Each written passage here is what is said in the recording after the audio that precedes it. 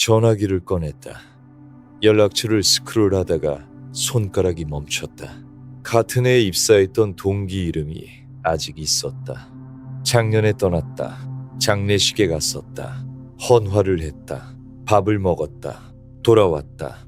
부서가 바뀌고 나서 뜸해졌던 사이였다. 퇴직하고 나서는 더 뜸해졌다. 마지막 3년은 명절 인사 한 줄이 전부였다. 더 자주 연락할 수 있었는데, 그런데 전화번호는 지울 수 없었다. 지우면 이 사람이 세상에서 진짜로 사라지는 것 같았다.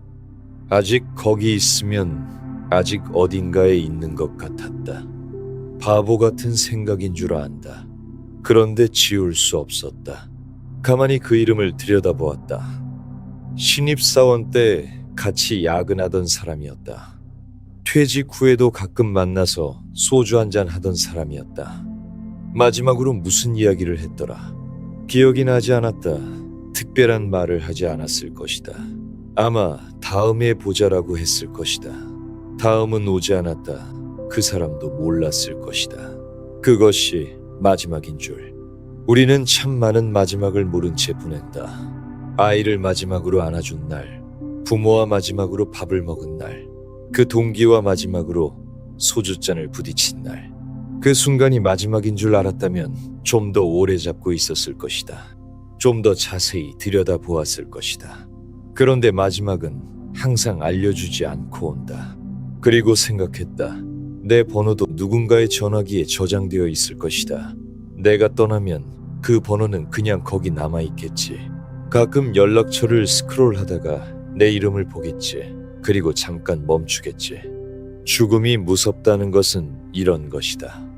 관 속에 누워있는 모습이 무서운 것이 아니다. 내가 없는 세상이 무서운 것도 아니다. 내가 없으면 무서울 수도 없으니까. 무서운 것은 지금 이 순간, 살아있는 지금, 이것이 끝난다는 것을 아는 것이다. 이 따뜻한 것이, 이 복잡한 것이, 이 귀찮고도 소중한 것이 언젠가 멈춘다는 것. 이 두려움은 어디에서 오는가? 한 사람은 논리로 부숴버렸다. 한 사람은 왜 부서지지 않는지 밝혔다. 한 사람은 매일 밤 바라보며 견뎠다. 한 사람은 둘이 아니라고 뒤집었다. 한 사람은 모든 것을 잃은 곳에서 의미를 찾았다. 서로 모순된다. 앞사람의 답을 뒷사람이 뒤엎는다. 그런데 하나씩 따라가 보면 전화기 속 그 이름이 다르게 보이기 시작한다. 아팠던 것이 다르게 느껴지기 시작한다. 장례식이 끝났다. 상주에게 인사를 하고 헌화를 하고 고인의 사진 앞에서 잠깐 멈췄다. 웃는 얼굴이었다. 언제 찍은 사진일까? 사진 속 이 사람은 자기가 이 사진으로 쓰일 줄 몰랐을 것이다. 가족여행에서 찍었을 수도 있다. 명절 아침이었을 수도 있다. 웃고 있다. 아직 살아있는 것처럼 웃고 있다. 장례식장을 나왔다. 함께 온 사람들과 식당에 갔다. 밥을 시켰다. 국이 나오고 반찬이 나왔다. 배가 고팠다. 슬프면서 배가 고프다는 것이 이상했다. 방금 죽은 사람을 봤는데 지금 밥을 먹고 있다. 국물이 따뜻했다. 맛있었다. 그것이 또 이상했다. 밥을 먹으면서 이야기를 나눴다. 죽은 사람 이야기를 했다. 살아있을 때의 이야기를 웃기도 했다. 그 사람이 했던 농담, 그 사람의 버릇, 그 사람이 좋아하던 것. 웃다가 갑자기 조용해졌다. 누가 먼저랄 것 없이 조용해졌다. 모두 같은 생각을 하고 있었기 때문이다. 나도 언젠가 그 생각을 입에 담는 사람은 없었다. 담을 필요가 없었다. 다 알고 있었으니까. 저 사람도 밥을 먹었을 것이다. 어제도 그저께도. 아침에 일어나서 세수하고 밥 먹고 뉴스 보고. 그러다 어느 날 갑자기 밥을 먹지 못하게 되었다. 영원히. 나도 언젠가 마지막 밥을 먹겠지. 그 밥이 마지막인지도 모르고 마지막 식사에 무엇을 먹을지도 모르고 아마 대단한 것은 아닐 것이다. 그냥 평범한 밥일 것이다. 된장찌개에 밥 한 공기. 그것이 마지막인 줄 모르고 먹겠지. 이런 생각이 드는 것은 50대가 넘어서부터다. 20대에는 장례식 자체가 드물었다. 죽음은 먼 나라 이야기였다. 뉴스에서 보는 것이었다. 나와는 상관없는 일이었다. 장례식장에 갈 일이 생겨도 돌아와서 금방 잊었다. 그날 저녁에 친구를 만나서 술을 마실 수 있었다. 죽음은 나를 스쳐 지나갔다. 멈추게 하지 않았다. 30대, 40대에는 부모 세대의 장례식이었다. 슬프지만 순서라고 받아들였다. 부모님이 돌아가시는 것은 자연의 순서니까. 아프지만 이해할 수 있었다. 장례를 치르고 울고 49제를 지내고 일상으로 돌아왔다. 돌아올 수 있었다. 일이 있었으니까, 아이가 있었으니까, 바쁘니까.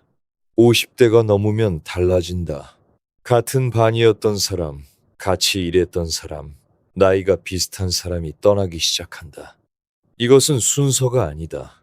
부모 세대가 떠나는 것은 순서였다. 내 세대가 떠나는 것은 순서가 아니다. 내 순서가 왔다는 신호다. 동창회에 빈자리가 보인다. 작년까지 같이 웃던 사람이 올해는 없다. 아무도 그 이야기를 먼저 꺼내지 않는다. 모두가 알고 있기 때문이다. 자기에게도 그 차례가 온다는 것을 묵인하고 넘어간다. 다른 이야기를 한다. 여행 이야기, 손주 이야기, 건강 이야기.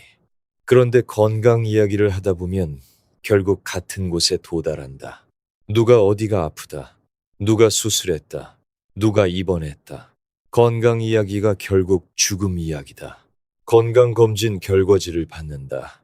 작년까지 정상이었던 항목에 별표가 붙어 있다. 이상소견이라는 네 글자 앞에서 가슴이 철렁한다.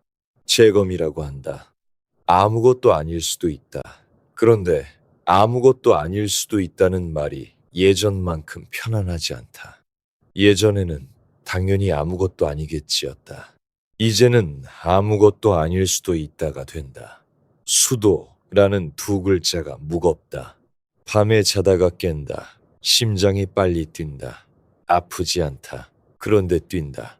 가만히 누워서 천장을 본다. 옆에 배우자가 자고 있다. 숨소리가 들린다. 생각이 온다. 이렇게 어느 날 안 깨면 어떻게 되지? 이 사람은 아침에 나를 흔들다가 알게 되겠지. 아이들은 전화를 받게 되겠지. 보험은 어디에 있고, 통장은 어디에 있고, 비밀번호는 무엇인지 아는 사람이 있긴 한 건가? 유서를 써야 하나? 아직 유서를 안 썼다. 이 생각이 들 때 비로소 안다.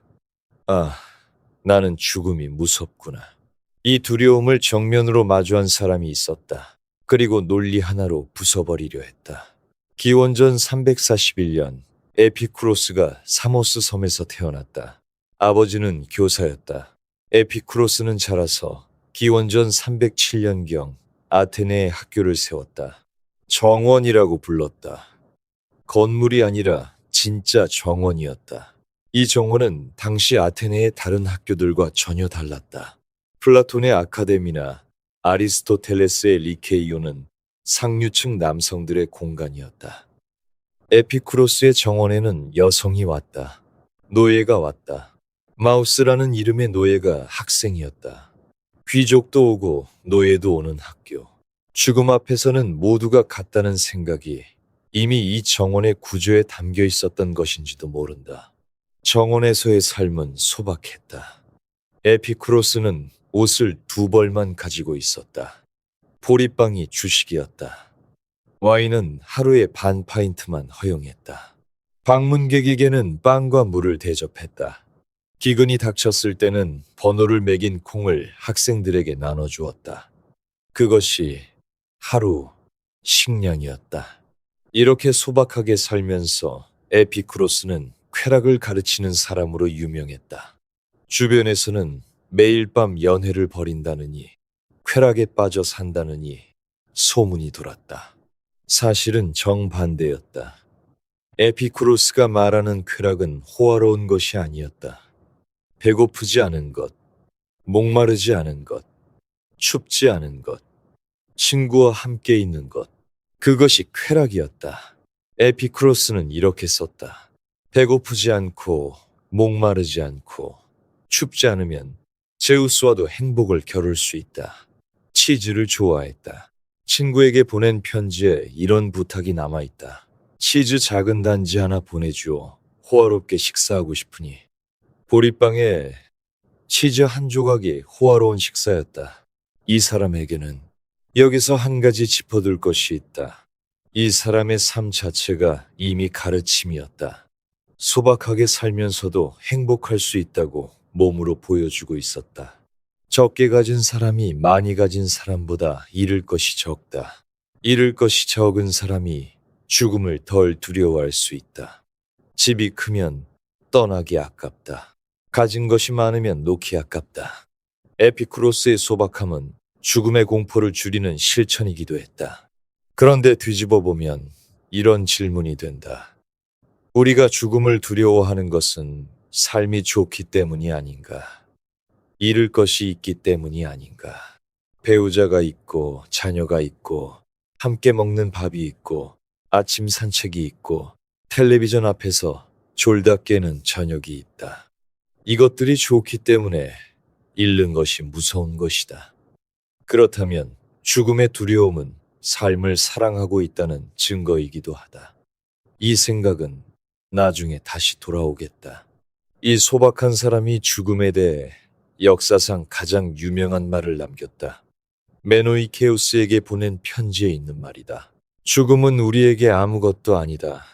우리가 있을 때 죽음은 오지 않았고 죽음이 왔을 때 우리는 없다. 이 논리를 천천히 따라가 보자. 죽음이 무서운 이유는 무엇인가? 죽으면 고통스러울까봐. 에피쿠로스는 말한다. 죽음은 감각의 소멸이다. 감각이 없으면 고통도 없다. 죽으면 아프지 않다. 아무것도 느끼지 않는다. 느끼지 않는 것을 왜 두려워하는가? 죽은 뒤의 세계가 무서워서. 에피쿠로스는 말한다. 죽으면 우리가 없다. 우리가 없는데 무엇이 무서운가? 무서워할 주체가 없는데 그래도 무섭다고? 그렇다면 이것을 생각해보자. 태어나기 전의 시간을 떠올려보라. 1920년, 그때 우리는 없었다. 1800년, 역시 없었다. 기원전 500년, 없었다. 그 시간이 두려웠는가? 고통스러웠는가? 아니다. 아무것도 아니었다. 느끼지 못했으니까. 죽은 뒤의 시간도 마찬가지다. 태어나기 전의 비존재와 죽은 뒤의 비존재는 대칭이다. 한쪽을 두려워하지 않았으면서 다른 쪽을 두려워하는 것은 논리적이지 않다. 후대의 로마 시인 루크레티우스가 이것을 더 밀어붙였다. 사물의 본성에 관하여에서 이렇게 썼다. 태어나기 전에 무한한 시간을 돌아보라. 그것은 우리에게 아무것도 아니다. 이것이 자연이 우리에게 보여주는 거울이다. 죽은 뒤의 시간도 이와 같다. 논리는 완벽하다. 반박할 수 없다. 그리고 에피쿠로스에게는 또 하나의 가르침이 있다. 같은 편지에서 이렇게도 썼다. 잘 사는 법을 배우는 것과 잘 죽는 법을 배우는 것은 같다. 죽음을 잘 맞이하고 싶으면 삶을 잘 살면 된다는 것이다. 죽음의 문제는 죽음에서 풀리는 것이 아니라 삶에서 풀린다는 것이다. 충분히 살았다면, 잘 살았다면 떠나는 것이 덜 무섭다. 제대로 먹은 밥은 배부르다. 제대로 산 삶은 떠날 수 있다. 에피쿠로스는 이 논리를 자기 죽음으로 증명하려는 것처럼 살았다. 72세. 신장 결석으로 극심한 고통 속에서 세상을 떠났다. 전해지는 편지에 따르면 죽는 날에도 친구 이도메네우스에게 편지를 썼다고 한다. 비뇨기 폐쇄와 이질이 공격하고 있으나 이 모든 고통에 맞서는 것은 철학적 성찰이 주는 마음의 기쁨이라고. 죽는 날까지 가르침을 계속했고 쾌활했다고 전해진다. 유언장에는 이런 내용이 있었다. 정원과 자금을 학교에 남긴다. 노예들을 해방한다. 죽으면서도 남에게 자유를 주었다. 보리빵과 치즈로 살았던 사람의 마지막 선물이 자유였다. 그런데 논리는 완벽하다. 죽음은 감각의 소멸이고 소멸 뒤에는 고통이 없고 태어나기 전과 대칭이다. 반박할 수 없다. 에피쿠로스 자신도 이 논리대로 죽었다. 그런데 솔직하게 물어보자. 이 논리를 듣고 죽음이 안 무서워졌는가?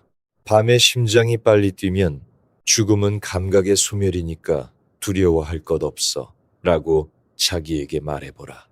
안 된다. 안 통한다. 머리는 이해하는데 가슴이 따라오지 않는다. 건강검진 결과지 앞에서 태어나기 전과 대칭이니까 괜찮아 라고 되뇌어보라. 안 된다. 손이 떨린다. 논리와 상관없이 떨린다. 배우자의 손을 잡으면서 감각이 소멸하면 고통이 없으니 두려워할 것 없다고 말할 수 있는가? 할 수 없다. 이 손을 놓고 싶지 않으니까. 에피쿠로스의 논리는 나의 죽음에 대한 논리이지 이 손을 놓는 것에 대한 논리가 아니다. 내가 죽으면 내가 고통스럽지 않다는 것은 맞다. 그런데 이 사람은 어떻게 하는가? 남겨진 사람의 아픔은 어떻게 하는가? 그것은 에피쿠로스의 논리에 들어있지 않다. 논리가 완벽한데 가슴이 따라오지 않는다. 왜 그런가? 논리가 틀린 것인가? 아니다. 논리는 맞다. 그런데 인간은 논리로만 사는 존재가 아니다. 죽음이 무섭지 않다고 말하는 사람이 있다. 다 죽는 거지 뭐. 언젠가는 다 가는 거야. 죽으면 편해지겠지. 이 말들을 자주 하는 사람일수록 새벽에 혼자 깨면 다르다. 낮에 하는 말과 밤에 하는 생각은 전혀 다른 사람의 것이다. 에피쿠로스의 논리를 완벽하게 이해한 사람도 마찬가지다. 죽음은 감각의 소멸이니 두려워할 것 없다. 맞다. 태어나기 전과 대칭이다. 맞다. 그런데 왜 알면서도 무서운가? 왜 논리는 머리에만 머무르고 가슴까지 내려가지 못하는가? 블레즈 파스칼은 3살 때 어머니를 잃었다. 수학자이자 물리학자였고 확률론의 기초를 세운 사람이었다. 동시에 누구보다 죽음을 가까이 느끼며 산 사람이었다. 평생 병에 시달렸다. 39세에 세상을 떠났다. 짧은 생이었다. 그 짧은 생에서 파스칼은 팡세라는 글을 남겼다. 기독교를 옹호하기 위해 준비하던 책의 단편들인데 완성하지 못하고 죽었다. 사후인 1670년에 출판되었다. 미완성 단편들. 그런데 이 미완성 단편들 안에 인간의 본질을 꿰뚫는 말들이 있었다. 파스칼의 팡스에 이런 장면이 나온다. 사슬에 묶인 사형수들을 상상해보라. 매일 한 명씩 눈앞에서 처형당한다. 남은 자들은 동료의 운명에서 자기 운명을 보고 슬픔과 절망 속에 차례를 기다린다. 이것이 인간의 조건이다. 이것이 우리다. 매년 동창회에 가면 한 명씩 빈자리가 늘어난다. 부고 카톡이 온다. 누구 아시죠? 어제 갑자기 옆집 아저씨가 쓰러졌다는 소식을 듣는다. 같은 병원에서 같은 검사를 받던 사람이 수술대에 올랐다는 이야기를 듣는다. 우리는 사형수다. 다만 처형 날짜를 모를 뿐이다. 그런데 이 사형수들은 무엇을 하고 있는가? 슬퍼하고 있는가? 절망하고 있는가? 아니다. 밥을 먹고 텔레비전을 보고 손주 사진을 카톡으로 보내고 주식 시세를 확인하고 등산 동호회에 나가고 여행 계획을 세운다. 사형 선고를 받은 사람이 그 사실을 잊고 일상을 살고 있다. 아니, 잊은 것이 아니다. 보지 않으려고 하는 것이다. 파스칼은 이것을 기분 전환이라고 불렀다. 프랑스어로 디베르티스망, 방향을 돌린다는 뜻이다. 무엇으로부터 방향을 돌리는가? 죽음으로부터, 자기가 유한한 존재라는 사실로부터. 인간은 이 사실을 직면할 수 없어서 끊임없이 다른 곳으로 시선을 돌린다. 인간의 모든 불행은 한 가지에서 온다. 방 안에 조용히 앉아 있을 줄 모르는 것. 이 문장을 퇴직한 사람에게 읽어보라. 퇴직 후 처음 맞는 평일 아침. 출근할 곳이 없다. 약속도 없다. 할 일도 없다. 방 안에 조용히 앉아 있어야 한다. 그런데 앉아 있을 수가 없다. 텔레비전을 켠다. 인터넷을 뒤진다. 전화를 건다. 냉장고를 연다. 다시 닫는다. 또 연다. 뭐라도 한다. 왜? 앉아 있으면 생각이 밀려오니까. 내가 늙고 있다는 것, 체력이 예전 같지 않다는 것, 지금까지 산 것이 맞았는지 모르겠다는 것, 그리고 끝에 가면 항상 같은 곳에 도달한다. 내가 죽는다는 것. 30년 넘게 직장을 다닌 사람이 퇴직하면 처음으로 방 안에 조용히 앉게 된다. 그리고 처음으로 그 조용함을 견디지 못한다. 출근이라는 기분 전환이 사라졌기 때문이다. 30년간 매일 아침 출근이라는 칸막이를 세워서 절벽을 안 보고 살았다. 퇴직하면 칸막이가 사라진다. 절벽이 보인다. 우리는 정신없이 절벽을 향해 달려가면서 앞에 뭔가를 세워놓아 절벽을 보지 못하게 한다. 일이라는 세워놓은 것, 사회생활이라는 세워놓은 것, 취미라는 세워놓은 것, 손주 돌봄이라는 세워놓은 것, 건강관리라는 세워놓은 것, 이 모든 것이 절벽 앞에 세워놓은 칸막이다. 칸막이가 있으면 절벽이 안 보인다. 안 보이면 안 무섭다. 그런데 칸막이가 하나씩 치워지면, 퇴직하면, 아이가 독립하면, 건강이 흔들리면, 배우자가 떠나면 절벽이 드러난다. 잠깐 이 장면을 생각해보자. 60대 중반의 사람이 퇴직 후 집에 있다. 아이들은 독립했다. 배우자는 자기 생활이 있다. 친구는 바쁘다. 아침에 일어나면 하루가 길다. 24시간을 채울 것이 없다. 이 사람이 등산을 시작한다. 서예를 배운다. 동호회에 가입한다.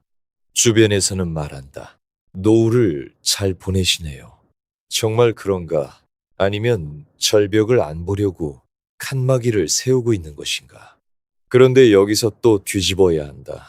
기분 전환이 나쁜 것만은 아니다. 파스칼은 기분 전환을 비판했지만 기분 전환이 없었으면 우리는 살아남지 못했을 수도 있다.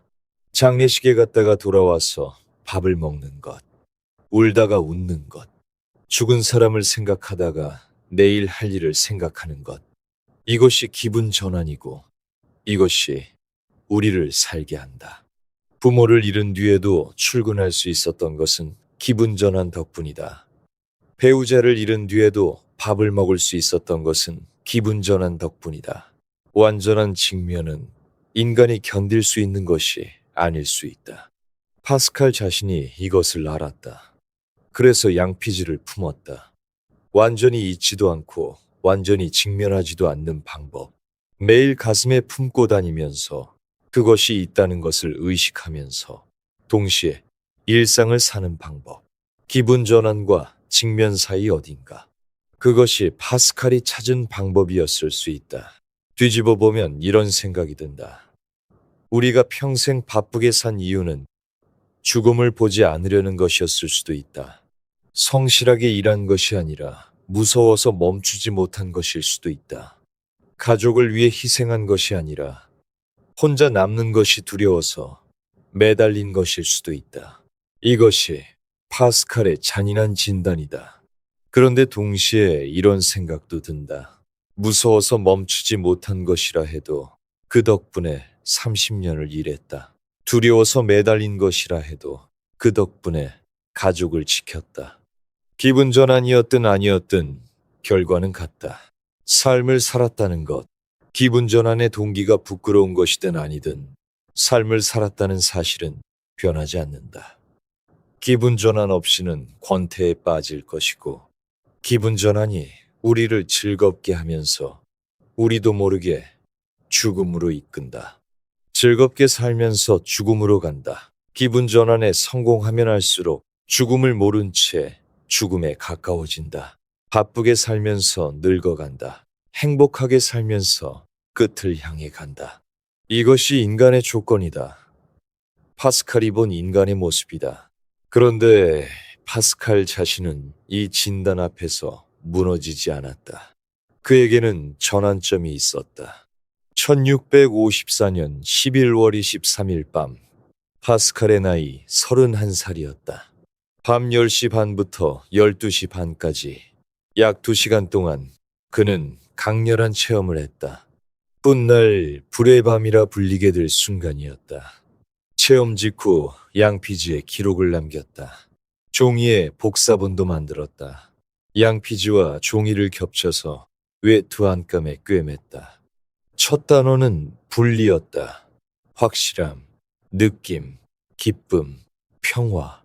그리고 이렇게 썼다. 철학자와 학자의 신이 아니라 아브라함의 신, 이삭의 신, 야곱의 신. 이 양피지를 누구에게도 보여주지 않았다. 가장 가까운 언니 질베르트에게도 말하지 않았다. 이후 8년간 옷을 갈아입을 때마다 안감에서 떼어내고 새 옷에 다시 꿰맸다. 매일 가슴에 품고 다닌 것이다. 8년이다. 2900일이 넘는 시간 동안 아무에게도 말하지 않고 매일 안감을 뜯고 꿰매고를 반복했다. 파스칼이 1662년 8월 39세로 세상을 떠난 뒤 하인이 옷을 정리하다가 외투 안감에서 이 양피지를 발견했다. 그제야 세상이 알았다. 이 이야기에서 주목할 것은 체험의 내용이 아니다. 체험 뒤에 파스칼이 한 행동이다. 양피지를 외투에 꿰맨 것, 매일 품고 다닌 것. 이것은 잊고 싶지 않았다는 뜻이다. 기분 전환으로 돌아가고 싶지 않았다는 뜻이다. 파스칼은 인간이 기분 전환의 동물이라는 것을 누구보다 잘 알았다. 자기도 예외가 아니라는 것을 알았다. 수학과 물리학에 몰두하면 시간이 멈추는 사람이었다. 기분 전환의 달인이었다. 그런 사람이 기분 전환으로는 안 된다는 것을 알았다. 그래서 양피지를 품었다. 잊지 않으려고, 매일 죽음을 기억하려고, 절벽 앞에서 칸막이를 치우려고. 파스칼의 여동생 자클린은 1652년 포르르 아얄 수녀원에 들어갔다. 블레즈가 반대했지만 자클린은 들어갔다. 블레즈는 고뇌를 토로하러 자클린을 찾아갔다. 1661년 자클린이 세상을 떠났다. 장센주의 탄압으로 강제 서명을 당한 뒤였다. 블레즈에게 큰 충격이었다. 그 뒤 논쟁을 멈추었다. 1년 뒤 블레즈 자신도 떠났다. 마지막 말은 이랬다고 한다. 신이여, 나를 버리지 마소서. 3살 때 어머니를 잃고, 38에 여동생을 잃고, 39에 자기가 떠났다. 죽음이 이 사람의 삶 전체를 관통하고 있었다. 그런 사람이 이 말을 남겼다. 이 무한한 공간의 영원한 침묵이 나를 두렵게 한다. 논리로 해결되지 않는 두려움을 가장 정직하게 고백한 말이었다. 에피쿠로스는 죽음의 공포를 논리로 해체했다. 파스칼은 그 논리가 왜 통하지 않는지 보여주었다. 인간은 논리의 동물이 아니라 기분 전환의 동물이기 때문이다. 에피쿠로스의 논리를 머리로는 이해하면서도 몸은 기분 전환을 향해 달려간다. 절벽을 보지 않으려고, 방 안에 조용히 앉지 않으려고. 그리고 기분 전환으로부터 깨어나는 순간, 방 안에 조용히 앉는 순간 죽음이 보인다. 파스칼은 그 순간을 피하지 않았다. 양피지를 품고 다녔다. 매일 절벽을 보았다. 그렇다면 다음 질문은 이것이다. 절벽이 보이면 어떻게 해야 하는가? 그냥 무너지는가?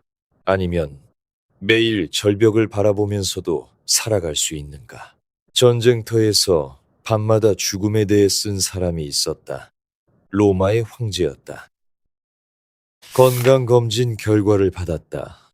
작년까지 정상이었던 항목에 별표가 붙어 있었다. 추가 검사 필요.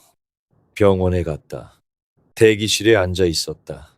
주위를 둘러보았다. 비슷한 나이대의 사람들이 같은 표정으로 앉아 있었다. 아무도 말하지 않았다. 모두 같은 것을 기다리고 있었다.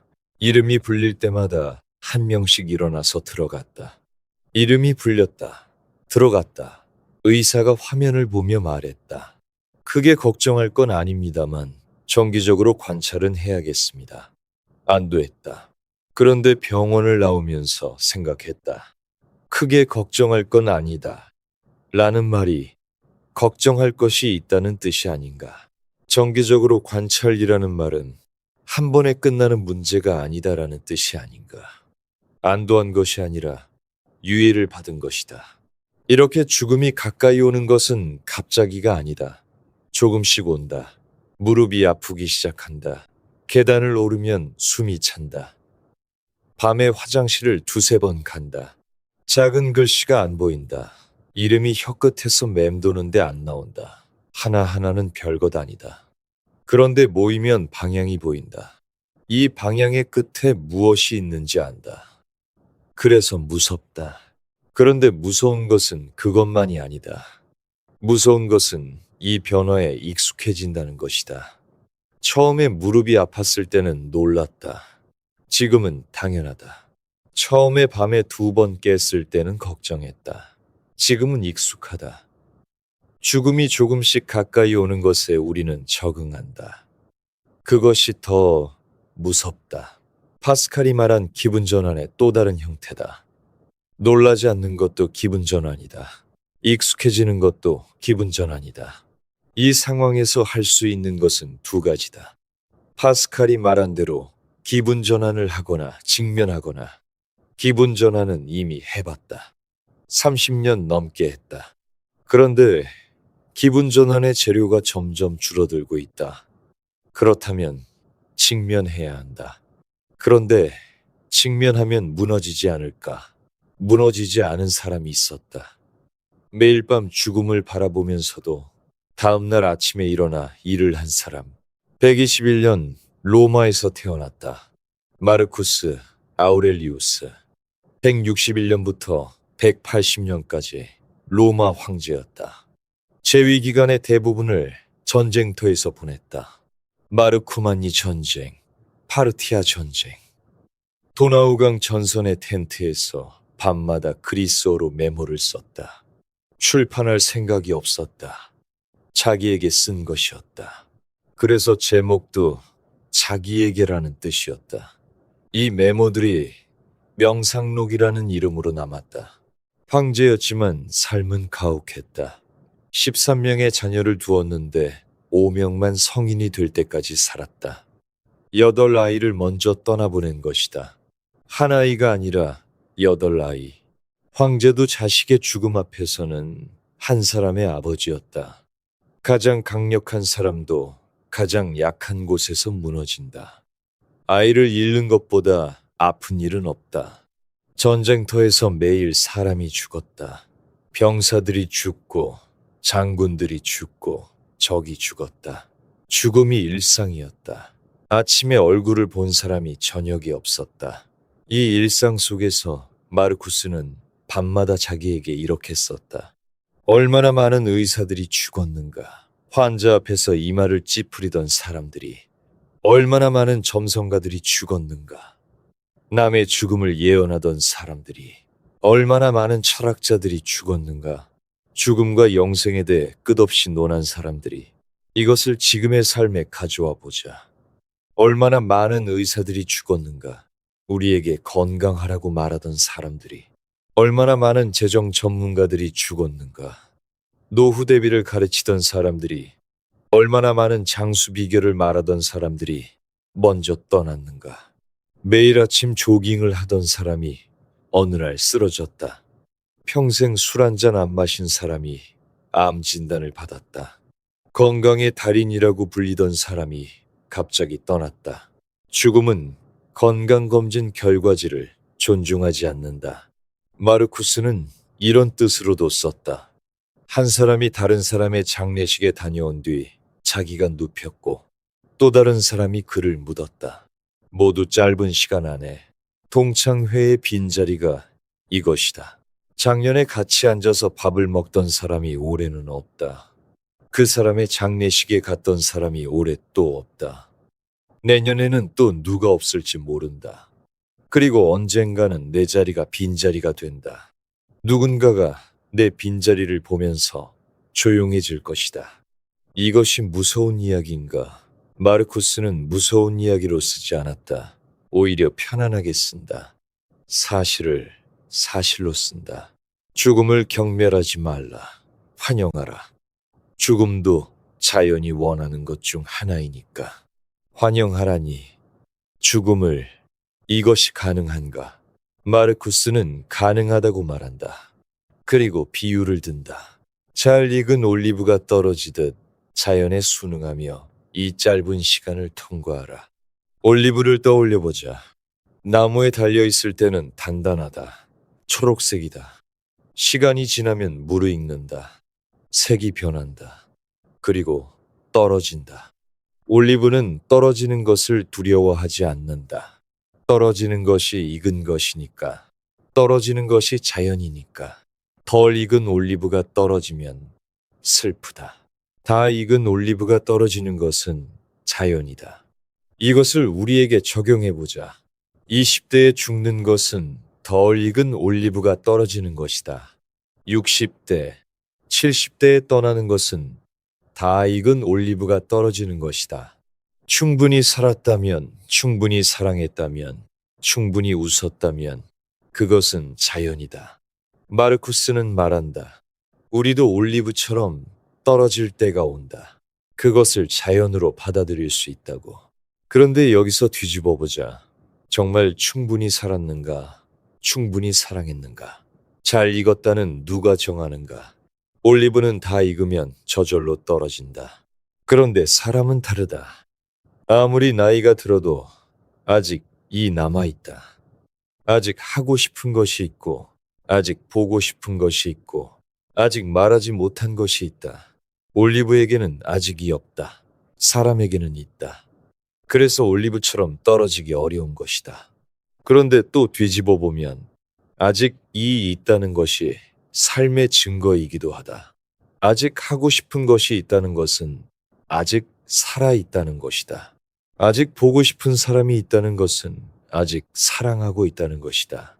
아직 이 사라지는 것이 진짜 죽음일 수 있다.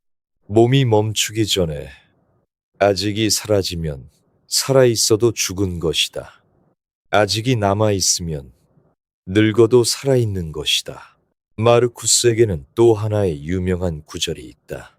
알렉산드로스 대왕과 그의 마부는 죽어서 같은 상태가 되었다.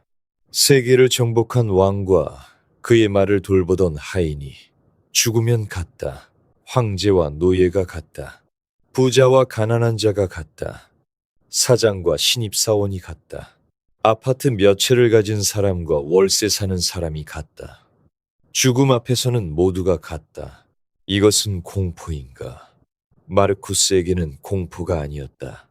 오히려 위안이었다. 알렉산드로스도 죽었다. 나도 죽을 것이다. 그것이 자연이다.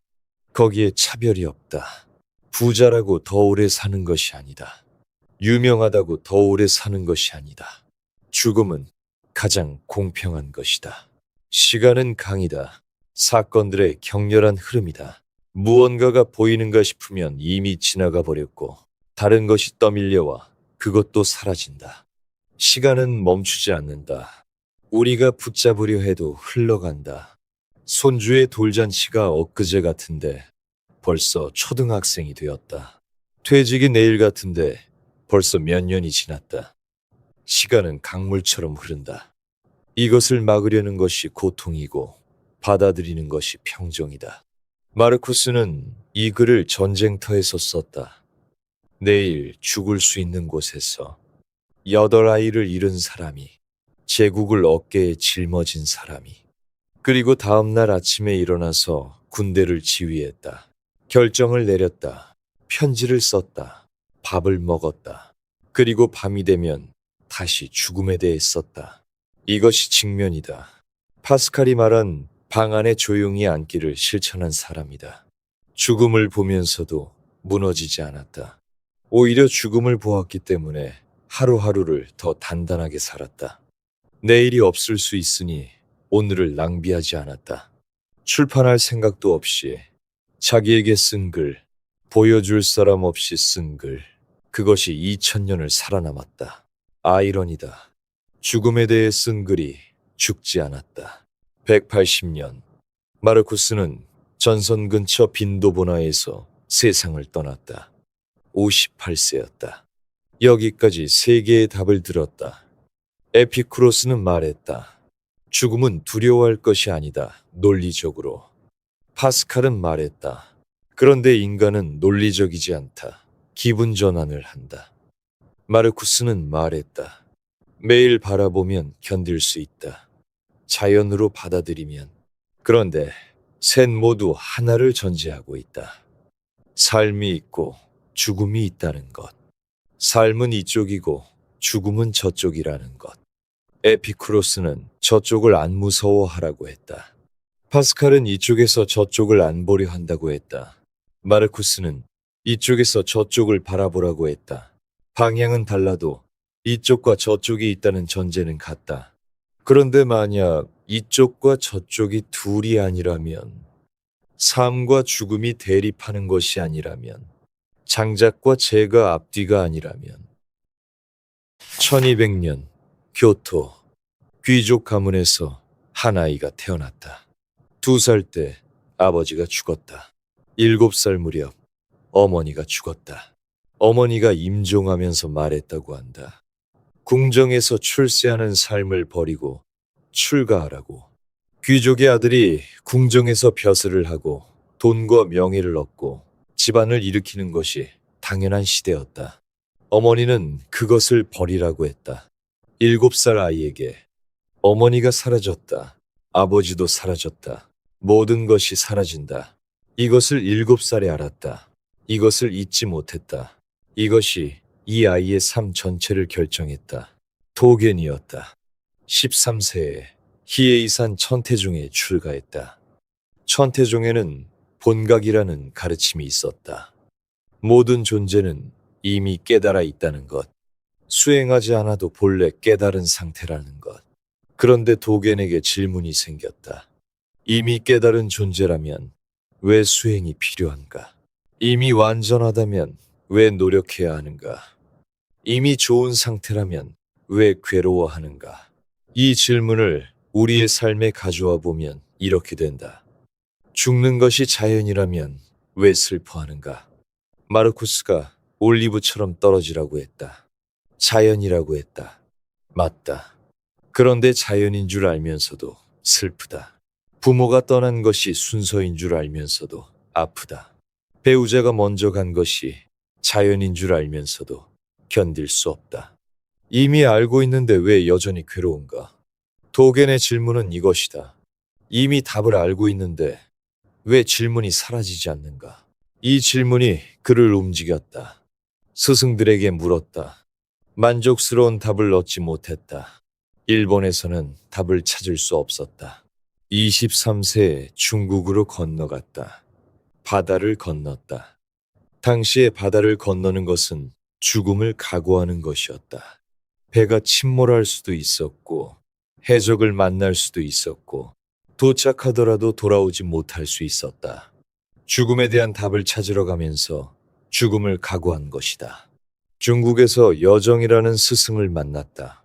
여정 밑에서 수행했다. 1227년 일본으로 돌아왔다. 1243년 깊은 산속 에치젠에 영평사를 세웠다. 수도 교토를 떠나 산속으로 들어간 것이다. 사람들이 많은 곳을 떠나 조용한 곳으로 간 것이다. 도겐의 주저 정법안장에 현성공안이라는 장이 있다. 여기에 삶과 죽음에 대해 지금까지의 이야기를 전부 뒤집는 말이 나온다. 장작은 재가 된다. 재가 다시 장작이 되지는 않는다. 그러나 재가 뒤이고 장작이 앞이라고 생각하지 말라. 이것을 천천히 읽어보자. 장작이 타면 재가 된다. 이것은 누구나 안다. 우리는 이것을 이렇게 이해한다.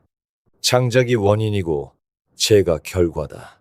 장작이 앞이고 재가 뒤다. 장작이 아직 재가 안 된 상태이고 재는 장작이 끝난 상태다. 도계는 말한다. 그렇게 생각하지 말라고. 장작은 장작의 자리에 있다. 재는 재의 자리에 있다. 장작은 장작으로서 완전하다. 재는 재로서 완전하다. 장작이 재의 이전이 아니고 재가 장작의 이후가 아니다. 각각이 완전한 하나의 상태다. 이것을 삶과 죽음에 적용하면 이렇게 된다. 삶은 시간의 한 위치이고 죽음도 시간의 한 위치이다. 겨울과 봄처럼 겨울이 봄의 전이 아니다. 봄이 겨울의 후가 아니다. 겨울은 겨울의 자리에 완전히 있고 봄은 봄의 자리에 완전히 있다. 겨울이 봄이 되려고 애쓰지 않는다. 봄이 겨울에서 도망치지 않는다. 각각이 자기 자리에 있다. 삶과 죽음도 마찬가지다. 삶이 죽음의 전이 아니고 죽음이 삶의 후가 아니다. 삶은 삶의 자리에 있고 죽음은 죽음의 자리에 있다. 이 말이 처음에는 이해하기 어렵다. 우리는 삶을 살다가 죽음으로 넘어간다고 생각하니까, 삶이 끝나면 죽음이 시작된다고 생각하니까, 삶에서 죽음으로 이어지는 화살표가 있다고 생각하니까, 도계는 이 화살표 자체를 지운다. 그러면 어떻게 해야 하는가? 도계는 이렇게 말한다. 삶의 시간에 삶을 다하고 죽음의 시간에 죽음을 다하라. 삶의 시간에 삶을 다하라. 이것은 간단한 말 같지만 깊다. 살아있을 때 살아있으라는 것이다. 온전히 살아있으라는 것이다. 죽음을 걱정하면서 사는 것은 삶의 시간에 삶을 다하는 것이 아니다. 죽음을 두려워하면서 사는 것은 삶의 시간에 죽음의 시간을 사는 것이다. 아직 오지 않은 겨울을 걱정하면서 봄을 사는 것이다. 이것을 우리의 삶에 가져와 보자. 밤에 깨서 내가 죽으면 어떡하지를 생각할 때 그 시간은 삶의 시간인가, 죽음의 시간인가? 삶의 시간이다. 살아있으니까 그 생각을 하는 것이다. 심장이 뛰고 있으니까, 숨을 쉬고 있으니까, 옆에서 배우자의 숨소리가 들리니까, 그 모든 것이 살아있다는 증거인데, 삶의 시간에 죽음을 살고 있다. 도겐이라면 말했을 것이다. 지금 이 순간은 삶의 자리다. 삶의 자리에서 삶을 다하라.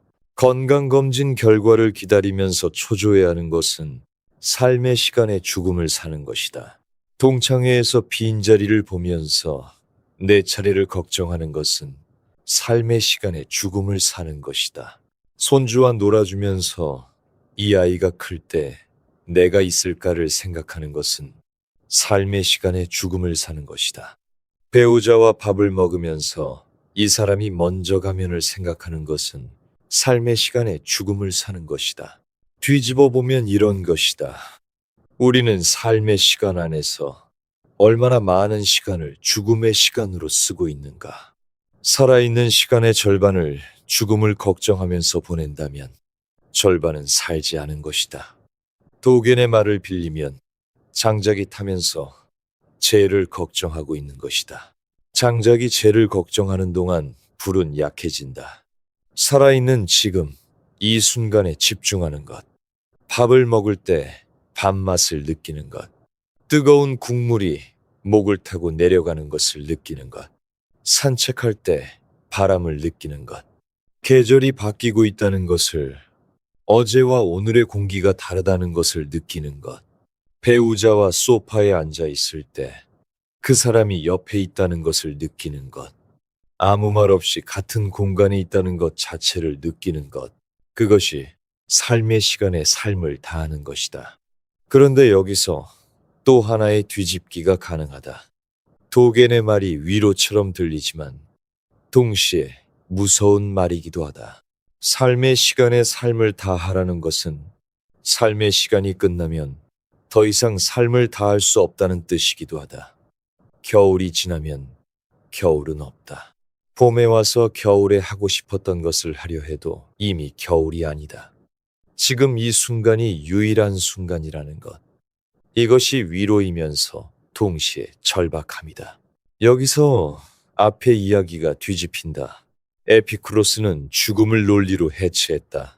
죽음은 저쪽에 있는데 저쪽은 안 무섭다고 했다. 파스칼은 인간이 이쪽에서 저쪽을 안 보려고 기분 전환을 한다고 했다. 마르쿠스는 이쪽에서 저쪽을 매일 바라보라고 했다. 세 사람 모두 삶과 죽음이 대립한다고 전제했다. 이쪽과 저쪽이 있다고 전제했다. 도계는 이것을 허문다. 이쪽과 저쪽이 없다. 삶은 삶의 자리에 있고 죽음은 죽음의 자리에 있다. 바라볼 필요도 없고 도망칠 필요도 없고 해체할 필요도 없다. 겨울이 봄을 두려워하지 않듯 삶이 죽음을 두려워할 이유가 없다. 겨울은 겨울을 살면 된다. 7살의 어머니를 잃은 아이가 수십 년 뒤에 이 말을 남겼다. 도계는 어머니의 죽음을 평생 안고 살았다. 그 죽음이 그를 출가하게 했고 바다를 건너게 했고 산속으로 이끌었다. 죽음이 삶을 만든 것이다. 어머니의 죽음이 없었다면 도계는 궁정의 관리가 되었을 것이다. 어머니의 죽음이 도계를 만들었다. 이것이 삶과 죽음이 둘이 아니라는 뜻일 수 있다. 죽음이 삶의 반대편에 있는 것이 아니라 삶의 안에 있는 것이다. 도계는 이렇게도 말했다. 자기를 배우는 것은 자기를 잊는 것이다. 죽음을 이해하려고 할수록 죽음에 갇힌다. 죽음을 공부하고 분석하고 대비할수록 죽음이 커진다. 도계는 말한다. 잊으라는 것이 아니다. 따로 세워놓고 바라보지 말라는 것이다. 삶을 살면 된다. 지금 이 순간을 다하면 된다. 장작이 타고 있을 때 장작은 쟤를 생각하지 않는다. 그냥 탄다. 훨훨 탄다. 그것이 장작의 삶이다. 53세에 세상을 떠났다. 장작이 쟤가 되었다. 쟤가 뒤이고 장작이 앞이라고 생각하지 말라. 그런데 여기서 한 가지 질문이 남는다. 지금 이 순간을 다하라는 말은 아름답다. 장작처럼 활활 타라는 말은 힘이 된다. 그런데 구체적으로 무엇을 하라는 것인가? 삶을 다한다는 것은 무엇인가? 남은 시간을 어떻게 쓰라는 것인가? 장작이 되어 타되 무엇을 위해 타라는 것인가? 이 질문에 답한 사람이 있었다. 모든 것을 잃은 곳에서 의미를 찾은 사람이었다. 1942년 빈 빅토르 프랑클은 37살이었다. 정신과 의사였다. 아내 틸리와 결혼한 지 얼마 되지 않았다. 나치가 부부에게 아이를 낙태하도록 강제했다. 이 장면에서 잠깐 멈추자. 아이를 갖겠다는 것, 미래에 대한 가장 큰 약속이다. 그 약속을 강제로 지워야 했다. 미래가 지워진 자리에 무엇이 남는가? 그 전에 프랑클에게는 선택의 순간이 있었다. 미국 비자가 발급되었다. 떠날 수 있었다. 그런데 부모를 두고 갈 수 없었다. 고민하다가 아버지에게 갔다. 아버지가 대리석 조각 하나를 보여주었다. 파괴된 유대교 회당에서 가져온 것이었다. 거기에 글자가 새겨져 있었다. 부모를 공경하라. 프랑클은 비자를 포기했다. 부모와 함께 남았다. 1942년 9월, 프랑클과 아내, 부모, 형제가 테레지엔슈타트 수용소로 이송되었다. 아버지가 먼저 죽었다. 기아와 폐렴이었다. 부모를 공경하기 위해 남은 것인데 부모를 지킬 수 없었다.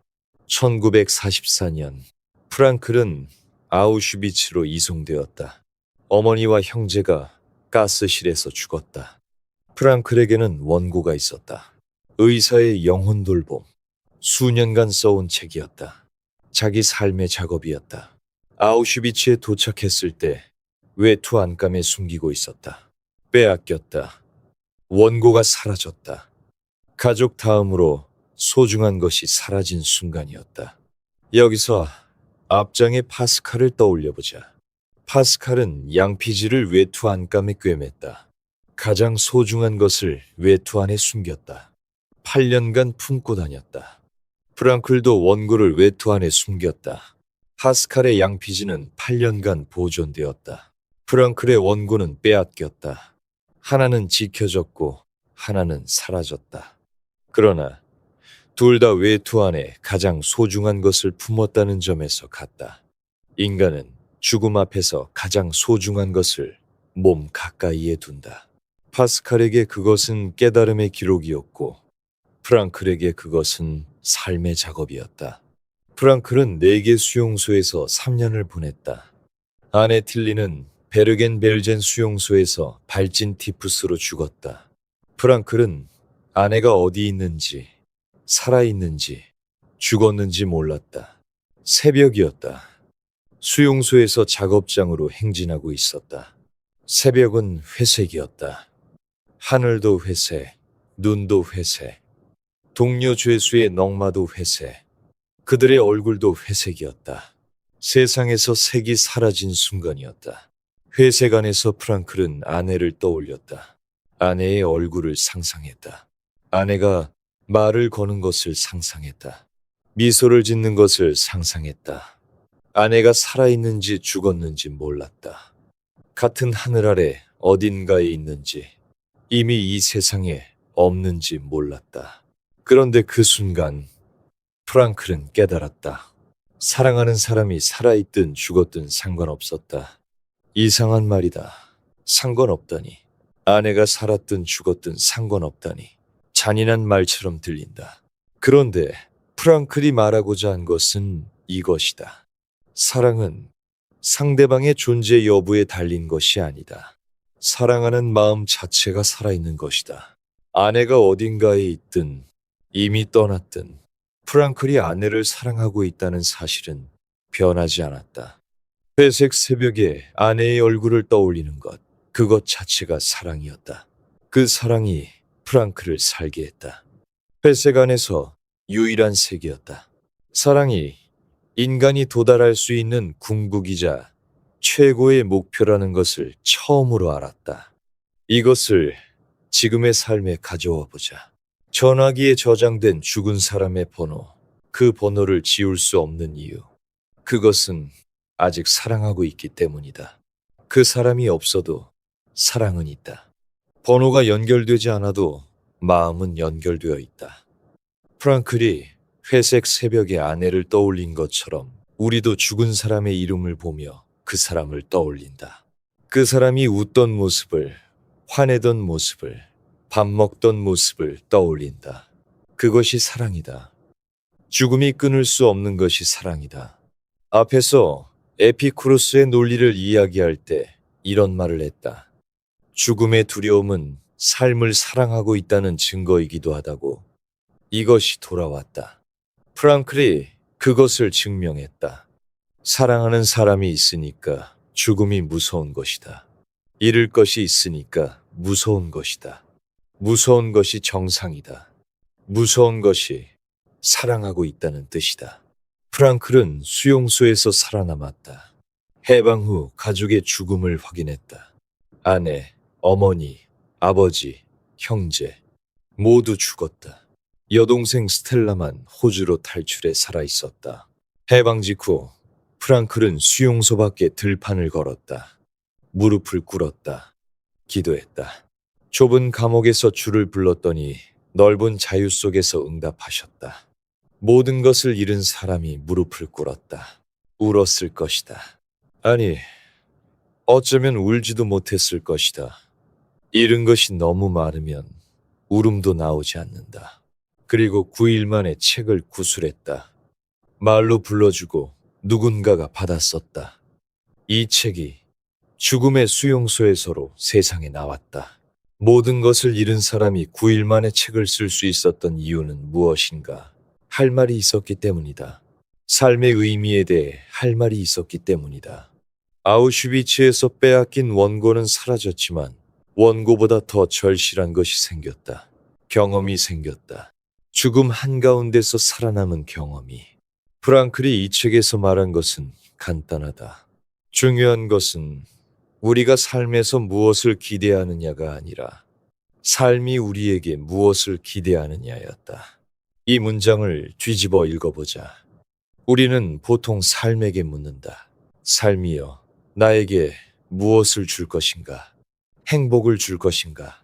건강을 줄 것인가? 돈을 줄 것인가? 몇 년이나 더 줄 것인가? 프랑클은 말한다. 방향이 반대다. 삶이 우리에게 묻고 있는 것이다. 너는 무엇을 할 것인가? 남은 시간으로 무엇을 할 것인가? 이 하루로 무엇을 할 것인가? 퇴직 후에 이 질문이 더 절박해진다. 직장에 다닐 때는 삶이 우리에게 기대하는 것이 분명했다. 출근하라, 일하라, 돈 벌어라, 가족 먹여라. 분명했다. 질문할 필요가 없었다. 답이 이미 정해져 있었으니까. 퇴직하면 그것이 사라진다. 삶이 우리에게 기대하는 것이 사라진다. 아니, 사라진 것이 아니다.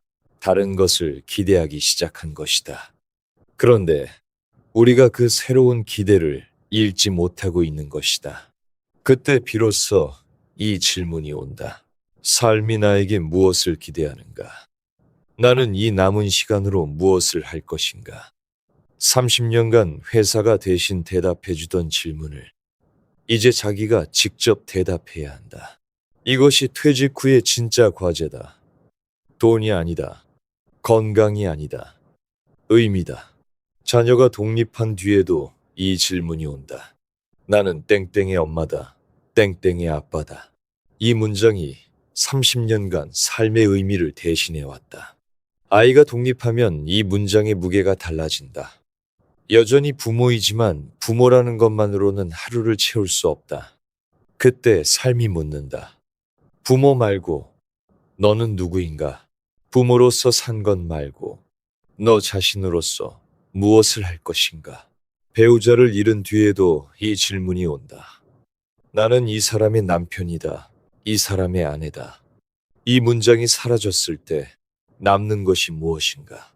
혼자 남은 아침에, 혼자 먹는 밥에, 아무도 부르지 않는 이름에 삶이 묻고 있다. 이 남은 시간으로 무엇을 할 것인가? 이 질문은 죽음이 있기 때문에 가능하다. 시간이 무한하다면 이 질문은 의미가 없다. 나중에 하면 되니까, 내일 하면 되니까, 내년에 하면 되니까. 시간이 유한하기 때문에 이 질문이 절박해진다. 죽음이 있기 때문에 삶이 묻는 것이다. 죽음이 삶의 적이 아니라 삶의 의미를 부여하는 것이다. 마지막 인간의 자유, 어떤 상황에서든 자기 태도를 선택할 수 있는 것. 수용소에서도 선택할 수 있었다. 절망할 것인가, 의미를 찾을 것인가. 같은 수용소에 있었지만 어떤 사람은 빵을 나눠주고 어떤 사람은 빼앗았다. 환경은 같았다. 선택이 달랐다. 프랑클은 의미를 찾았다. 사랑을 찾았다. 회색 새벽에 아내의 얼굴을 떠올렸다. 그렇다면 우리는 어떤가? 건강이 흔들릴 때, 배우자를 잃었을 때, 혼자 남았을 때, 이 상황에서도 우리는 선택할 수 있다. 무엇을 할 것인가를 선택할 수 있다. 남은 시간으로 무엇을 할 것인가를 선택할 수 있다. 프랑클은 수용소에서 선택했다. 우리는 자유로운 곳에서 선택한다. 수용소에서 선택할 수 있었다면 우리가 선택하지 못할 이유가 없다. 프랑클은 이런 말도 남겼다. 당신이 이미 두 번째로 살고 있는 것처럼, 그리고 첫 번째에 지금 하려는 것처럼, 잘못 행동했던 것처럼 살아라. 두 번째로 살고 있다고 상상해보라. 첫 번째 삶에서는 후회할 일을 했다. 하고 싶은 말을 하지 못했다. 가고 싶은 곳을 가지 못했다. 만나고 싶은 사람을 만나지 못했다. 용서하고 싶은 사람을 용서하지 못했다. 지금은 두 번째다. 다시 할 수 있다. 이 순간이 두 번째 기회다. 이것을 퇴직 후의 삶에 적용해보자. 첫 번째 삶은 직장 생활이었다. 해야 하는 일을 했다. 원하는 것보다 필요한 것을 했다. 좋아하는 것보다 돈이 되는 것을 했다. 하고 싶은 말을 참았다. 가고 싶은 곳을 가지 못했다. 만나고 싶은 사람 대신 만나야 하는 사람을 만났다. 그것이 첫 번째 삶이었다. 퇴직 후는 두 번째 삶이다. 이번에는 다르게 할 수 있다. 하고 싶었던 것을 할 수 있다. 배우고 싶었던 것을 배울 수 있다. 가고 싶었던 곳에 갈 수 있다. 하지 못했던 말을 할 수 있다. 미안하다를 하지 못했다면 이제 할 수 있다. 사랑한다를 하지 못했다면 이제 할 수 있다. 고맙다를 잊고 있었다면 이제 말할 수 있다. 프랑클은 말한다. 첫 번째에 잘못 행동했던 것처럼 두 번째에는 다르게 하라고. 첫 번째 삶에서 후회했던 것을 두 번째 삶에서 바로잡으라고. 그런데 여기에 무서운 면이 있다. 두 번째도 마지막이라는 것이다. 세 번째는 없다. 그래서 이 순간이 소중하다. 그래서 이 선택이 중요하다. 죽음이 있기 때문에 선택이 무게를 갖는다. 프랑클은 1997년 빈에서 신부전으로 세상을 떠났다. 92세였다. 수용소에서 살아남은 뒤 반세기를 더 살았다. 그 반세기 동안 한 가지를 말했다. 삶에는 의미가 있다. 고통 속에서도 의미가 있다. 죽음 앞에서도 의미가 있다. 의미를 찾는 것이 삶이다. 의미를 선택하는 것이 자유다. 도겐이 삶의 시간에 삶을 다하라고 했을 때 프랑클이 그 답을 준 셈이다. 삶을 다한다는 것은 의미를 찾는 것이다. 삶이 우리에게 묻는 것에 답하는 것이다. 남은 시간으로 무엇을 할 것인가에 답하는 것이다. 그 답은 사람마다 다르다. 그림을 그리는 것일 수도 있고, 글을 쓰는 것일 수도 있고, 손주와 놀아주는 것일 수도 있고, 배우자의 손을 잡는 것일 수도 있다. 중요한 것은 답의 내용이 아니라 답하고 있다는 것이다. 삶의 질문에 답하고 있다는 것이다. 5개의 이야기를 들었다. 첫 번째 이야기는 말한다. 죽음은 두려워할 것이 아니다. 죽으면 감각이 없다. 감각이 없으면 고통도 없다. 태어나기 전과 같다. 논리적으로 반박할 수 없다. 보리빵과 치즈로 살던 사람이 72세의 고통 속에서도 쾌활하게 떠났다. 두 번째 이야기는 말한다. 그런데 인간은 논리로 살지 않는다. 죽음을 보지 않으려고 끊임없이 기분 전환을 한다.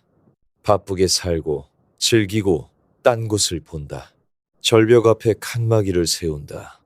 그러다 칸막이가 사라지면, 퇴직하면, 혼자 남으면 절벽이 보인다. 양피지를 외투에 꿰맨 사람이 39세에 나를 버리지 마소서라고 말하며 떠났다. 세 번째 이야기는 말한다. 그렇다면 매일 바라보라. 의사도 죽고 황제도 죽고 마부도 죽는다. 잘 익은 올리브가 떨어지듯 자연에 순응하라. 매일 바라보면 무너지지 않는다. 8아이를 잃은 황제가 전쟁터에서 밤마다 죽음에 대해 쓰면서도 다음날 일어나 일했다. 네 번째 이야기는 말한다. 바라볼 것도 없다. 삶과 죽음은 둘이 아니다. 겨울과 봄처럼 각각 자기 자리에 있다. 삶의 시간에 삶을 다하면 된다.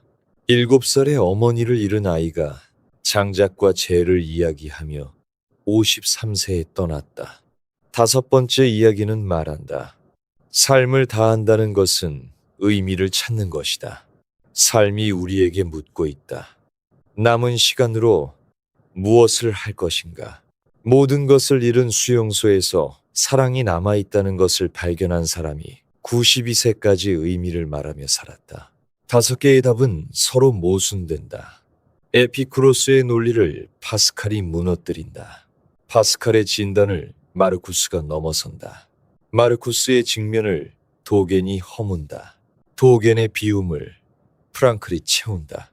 첫 번째 답 위에 두 번째가 세워지고 두 번째를 세 번째가 넘어서고 세 번째를 네 번째가 뒤집고 네 번째의 빈자리에 5번째가 의미를 짓는다. 정답이 없다. 그것이 이 질문의 본질이다. 그런데 어쩌면 정답이 없다는 것 자체가 답일 수 있다. 죽음을 완전히 이해한 사람은 없다. 에피쿠로스도 고통 속에서 죽었다. 파스칼도 39세에 떠났다. 마르쿠스도 전쟁터 근처에서 떠났다. 도겐도 53세에 병으로 떠났다. 프랑클도 떠났다. 아무도 죽음을 이긴 사람은 없다. 다만 죽음 앞에서 자기 방식으로 선 사람들이 있을 뿐이다. 그런데 어쩌면 정답이 없다는 것이야말로 가장 인간적인 답일 수 있다. 기계에게는 죽음이 문제가 되지 않는다. 기계는 멈추면 그만이다. 동물에게도 죽음의 공포는 이런 방식으로는 없다. 죽음이 무섭다는 것, 죽음 앞에서 떨린다는 것, 죽음에 대해 2300년 넘게 물어왔다는 것. 이것이 인간이 인간인 이유일 수 있다. 그리고 이 5개의 답은 하나의 여정이기도 하다. 논리로 해체해보고 해체해도 가슴이 안 따라오니까 인간의 한계를 인정하고 인정했으니 매일 직면해보고 직면하다 보니 둘이 아님을 깨닫고 깨달았으니 남은 시간의 의미를 찾는다. 이것은 한 번에 끝나는 과정이 아니다.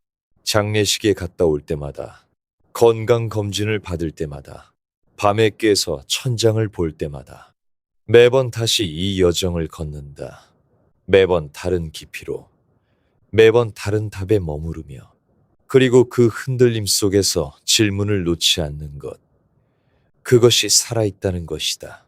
처음에 전화기를 꺼냈다. 같은 해에 입사했던 동기의 이름이 아직 연락처에 있었다. 지울 수 없었다. 이제 다시 그 이름을 보자. 이 이름이 여기 있는 것은 이 사람이 살았다는 증거다. 연결이 안 되는 번호가 아니다. 이 사람이 이 세상에 있었다는 기록이다. 신입사원 때 같이 야근하던 사람, 퇴직 후에도 가끔 소주 한잔 하던 사람, 이 사람과 밥을 먹었고 웃었고 말을 나누었다는 기록이다. 같이 걸었고 같이 화내었고 같이 늙었다는 기록이다. 사랑했다는 기록이다. 에피쿠로스라면 말했을 것이다. 이 사람은 지금 아무것도 느끼지 않는다. 고통이 없다. 태어나기 전으로 돌아간 것이다. 파스칼이라면 말했을 것이다. 당신은 이 이름을 보면서 기분 전환을 멈추었다. 절벽을 보고 있다. 그것이 정직한 것이다. 마르쿠스라면 말했을 것이다. 이 사람도 떨어졌고 당신도 떨어질 것이다. 자연이다. 도겐이라면 말했을 것이다. 이 사람은 죽음의 자리에 있고 당신은 삶의 자리에 있다. 삶의 자리에서 삶을 다하라. 프랑클이라면 말했을 것이다. 이 이름 아래에 사랑이 있다. 사랑은 살아있든 죽었든 남아있다. 프랑클이 회색 새벽의 아내를 떠올리며 알았던 것. 사랑하는 사람이 살아있든 죽었든 사랑은 남아있다는 것. 전화번호가 연결되지 않아도 그 이름 아래에 있는 것은 사랑이다. 지울 수 없는 것은 번호가 아니라 사랑이다. 에피쿠로스는 죽음 앞에서 논리적이었다. 빵과 치즈로 살면서 마지막 날까지 쾌활했다. 파스칼은 죽음 앞에서 정직했다. 인간이 기분 전환의 동물이라는 것을 인정하면서 외투 안에 양피지를 품고 다녔다. 마르쿠스는 죽음 앞에서 단단했다. 전쟁터에서 매일 밤 죽음을 쓰면서 다음날 아침에 일어나 일했다. 도게는 죽음 앞에서 고요했다. 7살 때 어머니를 잃은 아이가 장작과 재를 이야기했다. 프랑클은 죽음 앞에서 뜨거웠다. 모든 것을 잃은 곳에서 사랑이 남아있다는 것을 알았다. 우리는 이 5사람이 될 필요가 없다. 우리는 이미 죽음 앞에서 살아왔다. 장례식에 갔다가 돌아와서 밥을 먹었다. 건강검진 결과에 놀랐다가 다음날 출근했다. 밤에 깨서 천장을 보다가 다시 잠들었다. 동창회에서 빈자리를 보면서도 다음 해에 다시 나갔다. 죽은 사람의 전화번호를 지우지 못하면서도 오늘을 살았다. 그것이 전부였다. 다만 그것을 용기라고 부르지 않았을 뿐이다. 내일도 전화기를 꺼낼 것이다. 그 이름이 거기 있을 것이다. 그때 한번 가만히 보시라. 그 이름이 말하고 있다. 이 사람이 살았다고. 이 사람을 사랑했다고. 그리고 당신이 지금 살아있다고. 죽음이 삶을 지우는 것이 아니다. 삶이 죽음보다 먼저 있었고 사랑이 삶보다 오래 남는다. 전화번호는 끊어져도 그 아래에 있는 것은 끊어지지 않는다. 내일 아침에도 눈을 뜰 것이다. 그것 자체가 대단한 일이다. 오늘 하루를 다 하면 된다. 도겐이 말한 것처럼 삶의 시간에 삶을 다하면 된다. 프랑클이 말한 것처럼 삶이 우리에게 무엇을 기대하느냐를 물으면 된다. 에피쿠로스가 말한 것처럼 보리빵 한 조각과 치즈가 있으면 충분하다. 그리고 전화기 속 그 이름에게 조용히 이렇게 말할 수 있기를. 잘 살았다. 고마웠다. 그 말이 나올 수 있다면 죽음은 우리를 이기지 못한 것이다.